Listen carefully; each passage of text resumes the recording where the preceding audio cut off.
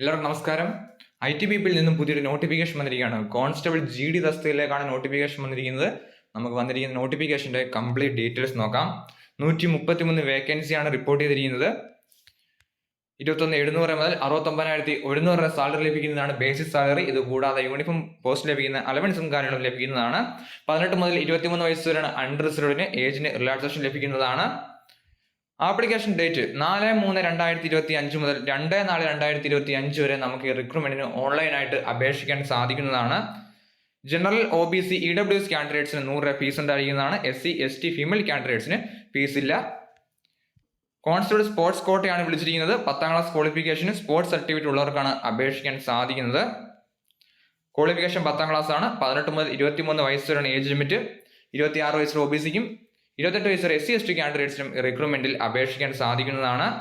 റിക്രൂട്ട്മെന്റിലേക്ക് ആദ്യം short listing ഉണ്ടായിരിക്കുന്നതാണ്.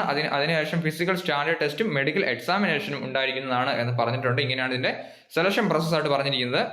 Short notice download ചെയ്യാൻ ലിങ്ക് ഡിസ്ക്രിപ്ഷൻ ബോക്സിൽ കൊടുത്തേക്കാം. ഡൗൺലോഡ് ചെയ്ത് വായിച്ചു നോക്കിയതിനു ശേഷം അപേക്ഷിക്കാൻ ആഗ്രഹിക്കുന്നവർ തീർച്ചയായും അപേക്ഷിക്കുക. വീഡിയോ ഉപകാരപ്പെട്ട ലൈക്ക് മറക്കരുത്. അതുപോലെ എന്തെങ്കിലും സംശയം ഉണ്ടെങ്കിൽ തീർച്ചയായും കമന്റ് ചെയ്യുക.